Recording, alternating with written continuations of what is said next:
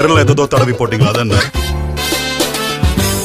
ஐயோ நீ வாயை முட்டி இந்த வாரம் ஃபுல்லா இல்ல ஜெயிலுக்கு தனியா இல்லையா நாமினேஷனுக்கு வா. புதுசா தண்டனை தர்றாங்களே, ஒரு பெரிய மனுஷனுக்கு கொடுக்கற தண்டனை ஆயுது. 15வது ரேங்க் எவிக்ட் ஆகிற வாய்ப்பு இருக்கிறதையும் குறிக்கும். அவனா வாண்டடா வந்து நிக்கான். என்டர்டெயின்மெண்டா நீங்க பெருசா இங்க எதுவும் பண்ணல நினைக்கிறேன். நீ பாட்டுனதை விட இந்த வீட்ல நான் நிறைய பாடி இருக்கேன்.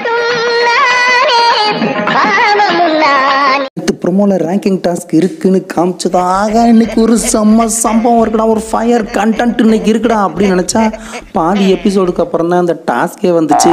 அது வரைக்கும் இந்த ஃபேமிலி வீடியோ பார்க்குற டாஸ்க் போய்கிட்டு இருந்துச்சு. அதில் பிரதீப்புக்கும் நிக்சனுக்கு மட்டும் 3 லைக்கும் ஒரு டிஸ்லைக்கும் இருந்துச்சு.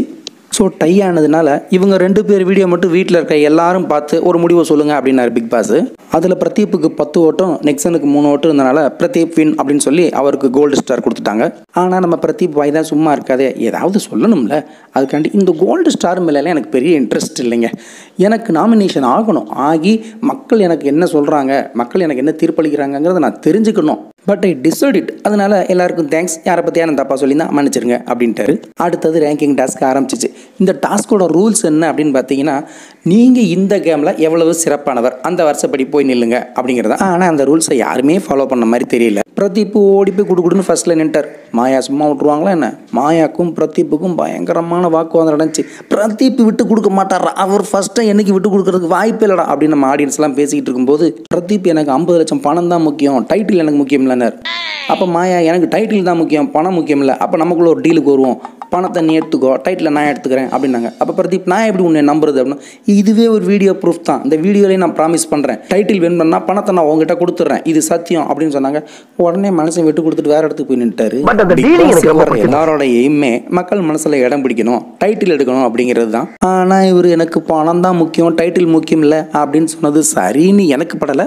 உங்களுக்கு என்ன தோணுதுங்கிறத கமெண்ட்டில் சொல்லுங்கள். உடனே பிக் பாஸ், நீங்கள் ஜெயிக்கிறத பற்றியும் 50 லட்சம் வந்ததுக்கப்புறம் அதை நீங்கள் எப்படிலாம் செலவு பண்ண போகிறீங்கிறத பற்றி இப்போ பேச்சில்லை. இது வரைக்கும் நீங்கள் பிக் பாஸ் வீட்டில் என்ன பண்ணீங்க, என்ன சாதிச்சிங்க, அதை வச்சு மட்டும் உங்கள் பிளேஸை நீங்கள் தேர்ந்தெடுங்க அப்படின்ட்டாரு. உடனே மாயா அனுப்போ நானே மறுபடியும் நின்றுக்கிறேன் அப்படின்ட்டு பிரதீப் மறுபடியும் வந்து நின்றுக்கிட்டாரு. அப்பாடா மறுபடியும் ஃபர்ஸ்ட் இடத்த பிடிச்சிட்டோண்டா அப்படின்னு பிரதீப் பெருமூச்சு விட்டு முடிக்கிறதுக்குள்ள அடுத்து ஜோவிகா என்ட்ரி ஆனாங்க. ஐயோ அவ்வளவு பயங்கரமாச்சு, இவளை எப்படா சமாளிக்க போகிறோம் அப்படின்ட்டு பிரதீப் ஸ்டார்ட் பண்ண ஆரம்பிச்சாரு.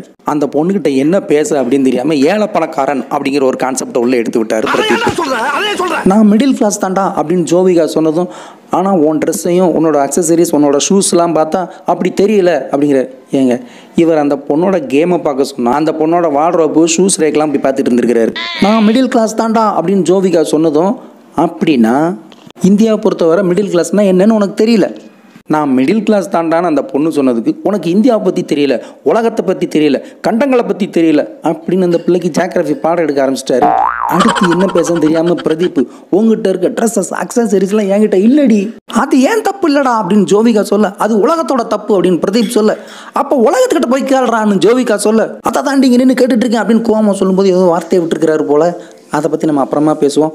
அதையே ப்ரூவ் பண்ணாதான் நான் இந்த பிளேஸ் கேட்குறேன்னு ஜோவிகா சொன்னதும், ஆமாம் தாயே நீ எடுத்துக்கொண்டு போயிட்டாரு பிரதீப் அப்படின்னு சொல்லிட்டு ஜோவிகா வந்து ஃபர்ஸ்ட் நின்னுட்டாங்க. அதுக்கப்புறமா தூரமாக போயிட்டு பிரதீப், இங்கே பாரு உன் பேச்சில் நான் தோத்துட்டேன்னு நினச்சிக்காத, பேசிகிட்டு இருக்கும்போதே ஃப்ளோவில் உன்னை நான் ஏன்னு சொல்லி உன்னை அபியூஸ் பண்ணுற மாதிரி பேசிட்டேன், அந்த கில்ட்டில் தான் உனக்கு விட்டு கொடுத்துருக்கேன் அப்படிதான் அப்படின்ட்டாப்ல பிரதீப். நான் ஏன் நீ சொல்றது யாருக்குமே கேட்கல, நான் சொன்னேன் ஐ எம் வெரி சாரி. நம்மளுக்கும் கேட்கல, அவரா வாயை கொடுத்து மாட்டிக்கிட்டாரு. பிரதீப் சொல்கிற ஏழை பணக்காரன் கான்செப்ட் படி கஷ்டப்படுறவங்களுக்கு தான் டைட்டில் அப்படின்னா, இங்கே இருக்கிறவங்களே கஷ்டப்படுற மாதிரி நிக்சனை பார்த்தா தான் தெரியுது. நிக்சன் கையில் இருந்தாப்பா டைட்டில் 50 லட்சம் பணம் கிளம்பு அப்படின்னு சொல்லிட்டு இந்த ப்ரோக்ராம் இதோட முடிச்சுட்டு கிளம்பி போயிடலாமே. இவ்வளோ பிரச்சனையும் அமளி குமளியும் போராட்டம் நடந்து முடிஞ்ச பிறகு கேப்டன் பூர்ணிமா எழுந்து வந்தாங்க. எதுக்கு பேசாமல் ஓட்டெடுப்புலேயே தேர்ந்தெடுத்துரும், மாயாக்கு யாரெல்லாம் ஓட்டு போடுறீங்க அப்படின்னது 8 பேர் கையெழுத்திக்கிட்டாங்க. ஏன் ஃபஸ்ட்டு பிரதீப்க்கு யார் ஓட்டு போடுறீங்கன்னு கேட்டிருக்கலாம், ஃபஸ்ட்டு ஜோவிகாக்கு யார் ஓட்டு போடுறீங்க கேட்கலாம். அப்படிலாம் கேட்காம மாயாக்கு யாருன்னதுமே 8 பேரும் கையெழுத்திக்கிட்டாங்க. அவ்வளோதான் மாயா ஜெயிச்சிட்டாங்க அப்படின்னு அறிவிச்சிட்டாங்க. அதுக்கப்புறம் ஜோவிகாக்கு யாருன்னு கேட்டப்போ பெருசாக யாரும் கை தூக்கல. ஆனால் இதெல்லாம் பரவாயில்ல, நம்ம பாண்டியன் ஸ்டோரோட கடைக்குட்டி விக்ரம் சரவணன் எனக்கு எத்தனை பேர் ஓட்டு போடுறாங்கன்னு கேளுங்கன்னு அடம் பிடிச்சி யாருமே கையை தூக்கலை. தேவையா இது? எல்லாம் முடிஞ்சு எல்லாம் ஆளுக்கு ஒரு பக்கம் போய் சாப்பாடா முடிஞ்சிடா அப்படின்னு உட்காந்துருக்கும்போது 5000 வாலா பட்டாசுலாம் வெடித்து முடிச்சதுக்கப்புறம் எங்கேயாவது கொஞ்சம் வெடிக்காமல் இருந்து அப்புறமா கடப்படப்படன்னு வெடிக்கும் பார்த்துருக்கீங்களா? அது மாதிரி திடீர்னு ஒரு சத்தம். யாருன்னு பார்த்தா நம்ம ரவீனாவும் மணியும்.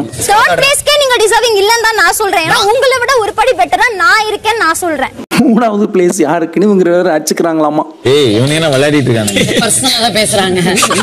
இதையெல்லாம் ஓரமாக உட்காந்து பார்த்துக்கிட்டு இருந்த ஐஷு, சரி நம்ம ஒரு பெர்ஃபார்மன்ஸை போட்டு விடுவோம் அப்படின்னு அதே 3வது பிளேஸ்க்கு மணிக்கிட்ட வாதாடி பெருசாக ஆர்கியூமெண்ட் பண்ணி அந்த பிளேஸை நிக்சனுக்கு வாங்கி கொடுத்துட்டாங்க. அடுத்து வர்ற விஷயங்களை அடுத்த வீடியோவில் பார்ப்போம்.